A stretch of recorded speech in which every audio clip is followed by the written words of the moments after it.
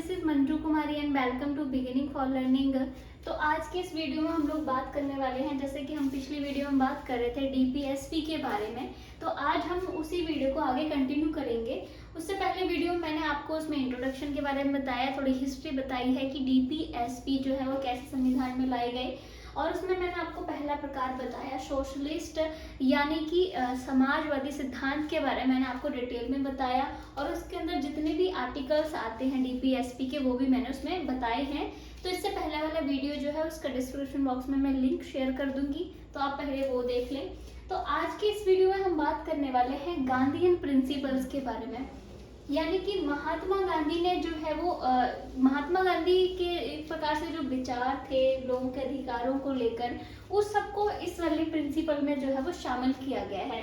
तो पहला आता है आर्टिकल 40 गांधीयन प्रिंसिपल में शामिल होता है। तो ये आर्टिकल 40 में आता है और इसमें सबसे पहली बात कही गई है पंचायतों का गठन। जैसे कि हम सबको पता है महात्मा गांधी जी का बहुत ही विश्वास था कि जो एक शासन है किसी भी देश का, उसको जो है वो विकेंद्रित होकर जो है वो रहना चाहिए। ये नहीं है कि सारी पावर जो है वो एक जगह इकट्ठी हो जाए। तभी वो चाहते थे कि जो सेंट्रल गवर्नमेंट है उसको सारी पावर ना देकर जो है वो हमारा जो सत्ता है उसका विकेंद्रीकरण किया जाए। तो महात्मा गांधी जी का हमेशा से यकीन था कि जो गांव हैं वो अपना जो है शासन खुद से बहुत अच्छे से जो है वो कर सकते हैं। गांव के पास इतनी एबिलिटी है गांव के लोगों के पास कि खुद का शासन कर सकें, उनको अपने एरिया के बारे में बहुत अच्छे से नॉलेज होता है। तो इसलिए आर्टिकल 40 में जो है वो पंचायतों के गठन के बारे में वर्णन किया गया है।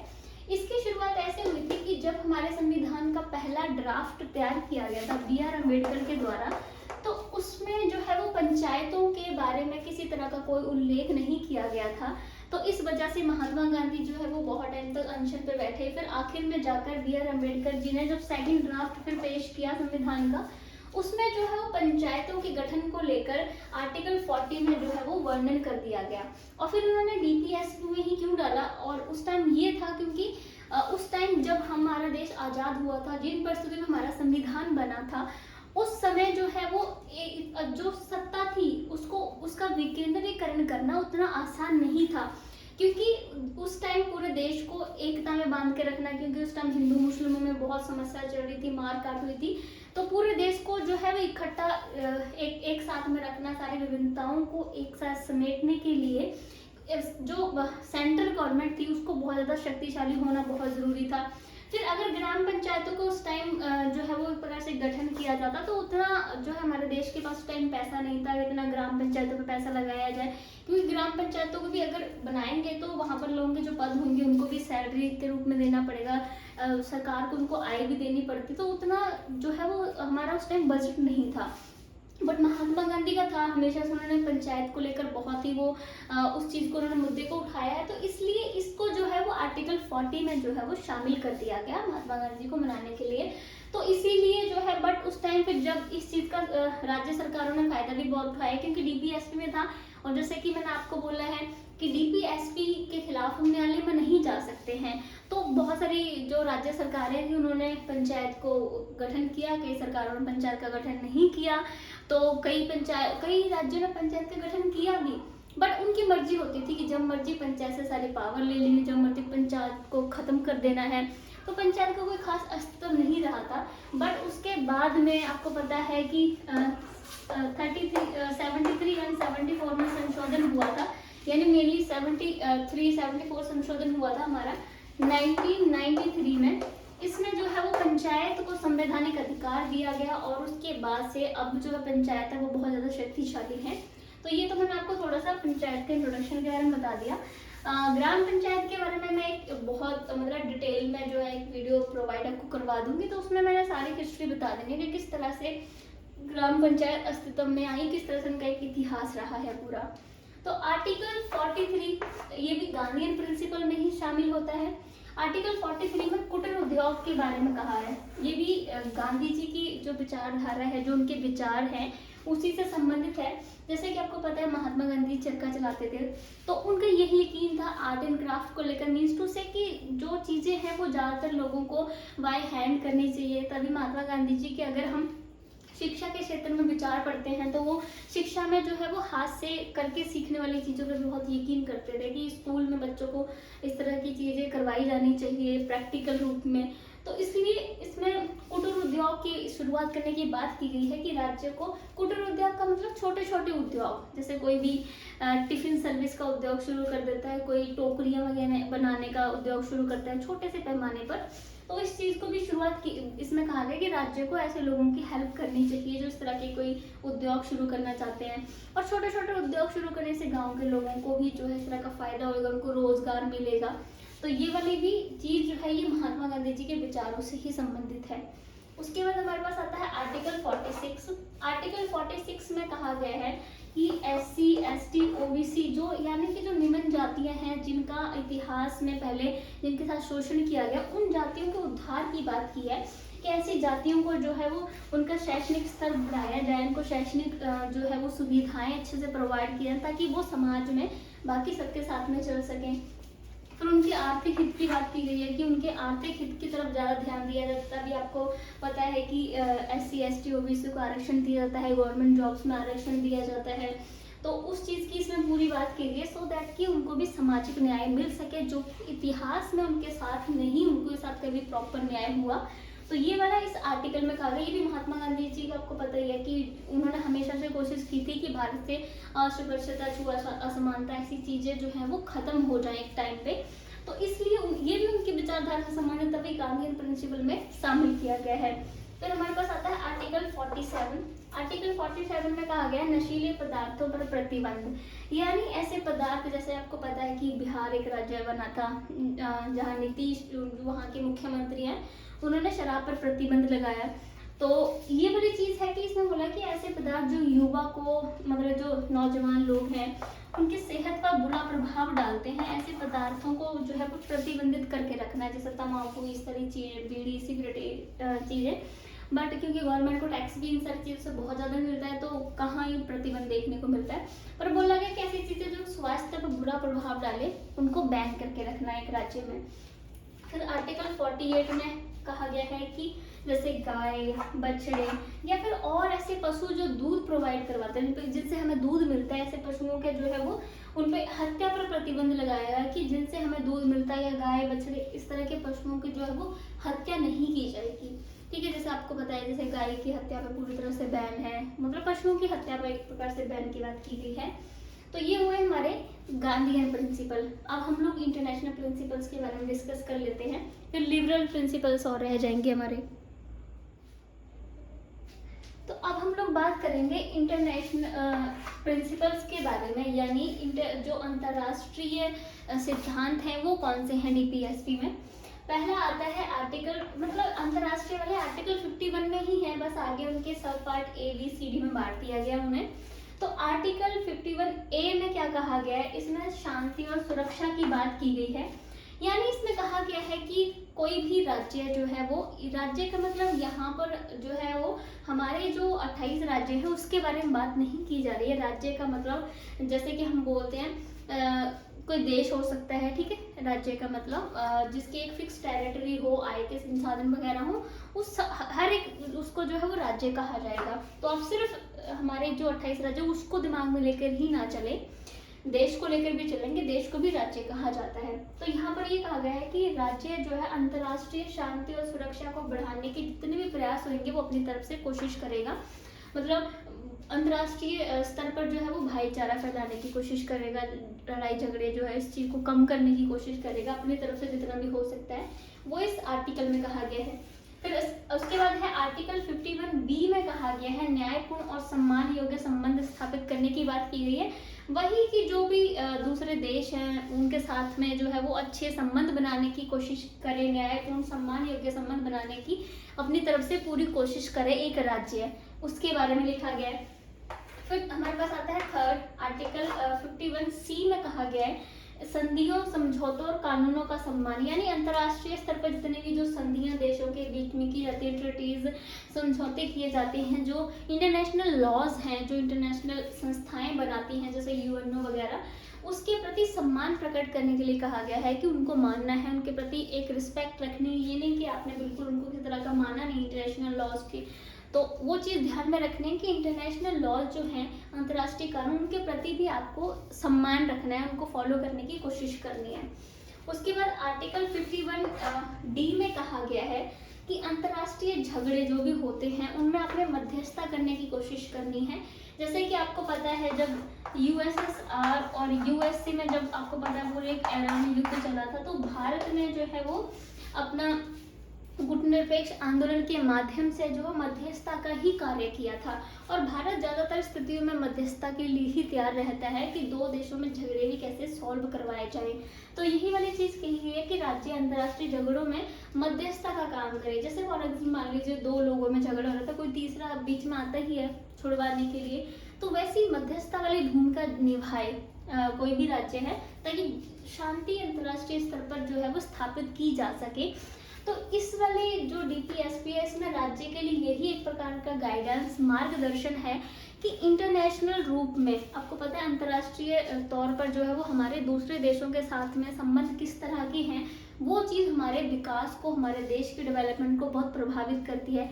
अब जैसे भारत के बारे में हम लोग बात करें या फिर और कंट्री के बारे में बात करें जिनके अपने दूसरे देशों के साथ में संबंध अच्छे नहीं हैं, तो ज़रूरत पड़ने पे कोई भी आपकी मदद करने नहीं आएगा। जैसे फॉर एग्जांपल आप एक इंडिविजुअल की बात कर सकते हैं, कोई भी एक इंडिविजुअल है, उसने दूसरों के साथ कभी मतलब अच्छे से रिलेशंस नहीं स्थापित किए, तो कभी उसको मान लीजिए पैसे की ज़रूरत है या किसी कोई मुसीबत है, तो उसमें उसकी हेल्प के लिए कोई नहीं आएगा। तो सेम इंटरनेशनल पॉलिटिक्स में भी यही है, अगर कोई कंट्री अपने दोस्त नहीं बनाएगा, यानी दूसरे देशों के साथ में अच्छे रिलेशंस नहीं स्थापित करेगा, तो उसका विकास नहीं हो पाएगा, वो अकेला पड़ जाएगा। और आजकल तो वैसे भी देशों ने क्या किया हुआ है, न्यूक्लियर बॉम्ब वगैरह बनाने शुरू कर दिए हैं, थोड़ी सी बात पे झगड़ा हो जाता है। जैसे आपको पता है यूक्रेन और रशिया के बीच में 5वां महीना शुरू हो गया वॉर को लेकर। तो इस तरह की चीज़ें हैं। इसमें यही एक हम कह सकते हैं कि संदेश दिया गया है कि अंतर्राष्ट्रीय तौर पर भी आपको जो है वो शांति बना के रखनी है, अच्छे संबंध बनाने हैं दूसरे देशों के साथ में, ताकि आपके राज्य का अच्छे से विकास हो सके। ठीक है, ये बहुत ही इम्पोर्टेंट जो है वो डीपीएसपी है, उनको मोस्ट ऑफ जो है वो फॉलो भी किया जाता है।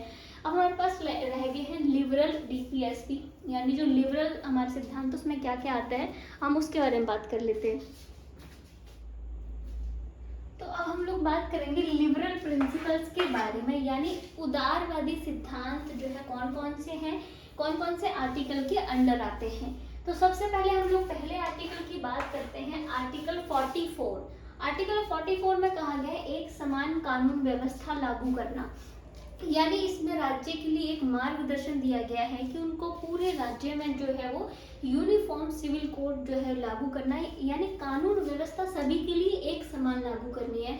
किसी तरह का किसी के साथ रंग रूप आदि के आधार पर भेदभाव नहीं करना है। जैसे कि अमीर लोगों को आप ज़्यादा सुविधा दो कानून के मामले में, कि जैसे होता है ना कई बार अपन मूवीज़ में देखते हैं कि पुलिस जो है वो अमीर लोगों के साथ में अलग तरह का बर्ताव करती है और गरीब लोगों के साथ में अलग तरह का बर्ताव करती है, यानी गरीब लोगों के साथ में सही से बर्ताव नहीं करती है। तो वो चीज़ नहीं रियलिटी में लेके आनी है, मतलब कोशिश करना है, कोशिश नहीं करना मतलब पूरी श्योरिटी के साथ में ये है कि सभी के लिए कानून एक समान होना चाहिए।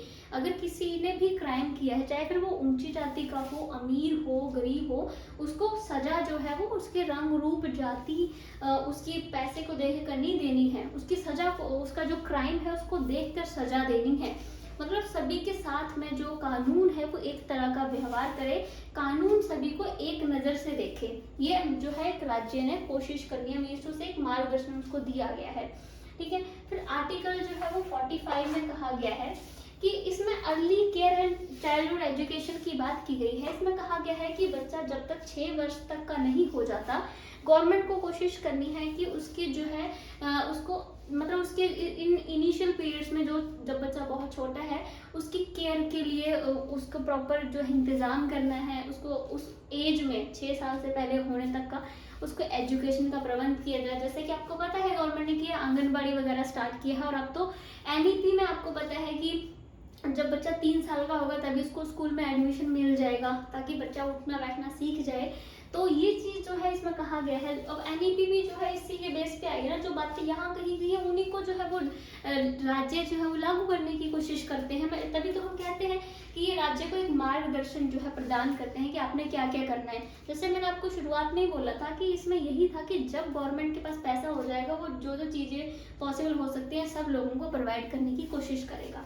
तो इस वाले आर्टिकल में बच्चों के लिए कहा गया है, जैसे आपको पता है आंगनबाड़ी वगैरह बच्चे जाते हैं, वहाँ टीकाकरण भी बच्चों का टाइम टू टाइम होता है, चीज़ें उनको सिखाई जाती है, वहाँ उनकी केयर की जाती है। तो वो सब प्रबंध जो है करने को कहा गया, जो भी अच्छे से बहुत सारे राज्यों में बहुत बेटर वे में किया गया है। उसके बाद हमारे पास आता है आर्टिकल 47। आर्टिकल 47 में कहा गया है कि राज्य अपनी तरफ से पूरी कोशिश करेगा कि लोगों का खाद्य स्तर बढ़ सके, जीवन स्तर जो है ऊंचा हो सके, स्वास्थ्य स्तर जो है बच्चों का जो लोग हैं उनका बेहतर हो सके। यानी खाद्य स्तर पर भी लोगों को अच्छी खाने की चीज़ें मिले जिससे उनका स्वास्थ्य भी बेहतर रहे, जीवन स्तर। ये नहीं कि स्वतंत्रता के बाद भारत गरीब था, बहुत लोगों का स्टैंडर्ड मतलब गरीबी बहुत ज़्यादा थी, तो ये नहीं कि आपने वैसे ही छोड़ देना। कोशिश करने की सभी लोगों का जीवन स्तर जो है ऊपर जाए, मतलब लोगों के जीवन स्तर को ऊंचा उठाने की कोशिश करनी है। उसके लिए आप जो है रोजगार के अवसर ज़्यादा दे सकते हैं, लोगों को फैसिलिटीज ज़्यादा दे सकते हैं, ठीक है, तभी लोगों का जीवन स्तर जो है ऊपर उठेगा। तो ये एक राज्य को परामर्श दिया गया है। फिर उसके बाद आर्टिकल 48 में कहा गया है कृषि और पशुपालन के लिए नई नई तकनीकी जो है वो एक राज्य जुटाए। कृषि के लिए आप नए नए जो है वो मशीनरी ला सकते हो, नए मतलब इस प्रकार से रसायन वगैरह जो है वो प्रोवाइड करवाए किसानों को, उनका मतलब किसानों की बेटर लाइफ के लिए जो है वो राज्य काम करे। पशुपालन जो है उसके लिए भी नई तकनीकें लाई जा सकती है, अच्छी नस्ल के जो है वो पशु तैयार किए जा सकते हैं। ये राज्य को जो है वो करना चाहिए, इसमें पूरा अच्छे से लिखा गया है। फिर आर्टिकल 48 के भाग ए में लिखा गया है, ये जो है वो 42 में संशोधन किया गया था, तब इसको बाद में ऐड किया गया, तभी इस आगे ए लिखा है। इसमें कहा गया, जब आपको पता है टाइम टू टाइम आप ये हमें पता ही है कि सबसे ज़्यादा जो है वो पर्यावरण की समस्या चल रही है, जैसे अभी हम महसूस कर सकते हैं पहले वाले सालों से ज़्यादा गर्मी है इस टाइम, तो गर्मी जो है बढ़ती जा रही है, ग्लोबल वार्मिंग बढ़ती जा रही है। तो जब ये पर्यावरण से संबंधित प्रॉब्लम्स आने लगी तो गवर्नमेंट ने ये 42 में संशोधन करके इस आर्टिकल को ऐड किया और उसमें कहा गया कि राज्य को वातावरण को जो है साफ सुथरा बनाने के और उसको सुरक्षित रखने के पूरे प्रयास करने हैं, जंगल वगैरह को बचाने के लिए और जंगली जानवरों के लिए भी, जैसे आपको पता है कि हिरण वगैरह के शिकार पर, जंगली जानवरों के शिकार पर जो है वो प्रतिबंध लगाया गया है। तो ये भी इसमें जो है मेंशन किया गया कि जितनी भी जब गवर्नमेंट जो है टाइम टू टाइम करती है, पेड़ पौधे लगाना लोगों को सजेस्ट करती है, तो वो सभी चीज़ें जो है उसमें कही गई हैं। फिर आर्टिकल 49 में कहा गया है कि जो ऐतिहासिक स्थान है हमारे उसकी सुरक्षा करना जो है राज्य की एक जिम्मेदारी होनी चाहिए, राज्य को कोशिश करनी चाहिए। जो भी ऐतिहासिक या कलात्मक दृष्टि से जो महत्वपूर्ण स्थान है, जो हमारे प्राचीन स्थान है, जैसे सांची का स्तूपा है, बहुत प्राचीन है, उसको संभाल के रखना, लाल किला है उसकी देखरेख करना, उस हमारे जो एक ऐतिहासिक हमारा सांस्कृतिक जो प्रतीक है उसको बचा के रखना, ये राज्य की जो है जिम्मेदारी होनी चाहिए, ठीक है। उसके बाद आर्टिकल 50 में कहा गया है, आर्टिकल 51 में जो है जैसे मैंने आपको बताया आर्टिकल 36 से आर्टिकल 51 तक जो है वो इसमें हमारे डायरेक्ट प्रिंसिपल्स आते हैं। तो 51 में आपको बता दिए इंटरनेशनल प्रिंसिपल्स आते हैं और आर्टिकल 50 में लिखा गया है सार्वजनिक सेवाओं में न्यायपालिका को जो है वो कार्यपालिका से अलग रखना, ठीक है। तो मैंने आपको मेनली 4 प्रकार के डीपीएसपी के बारे में बताया, सोशलिस्ट प्रिंसिपल्स बताए, उसके बाद हमने जो है वो अपनी बात की थी लिबरलिस्ट प्रिंसिपल, जो कि अभी हम बात कर रहे हैं इंटरनेशनल प्रिंसिपल्स इसमें आते हैं, और हमारा इसमें गांधीयन प्रिंसिपल्स भी आते हैं। तो 4 तरह के मेन प्रिंसिपल्स मैंने आपको डिवाइड करके लिखवाए हैं और उनके अंदर कौन कौन से आर्टिकल आता है और उन आर्टिकल में क्या जो है शामिल किया गया है, वो सब बातें मैंने आपको बताई।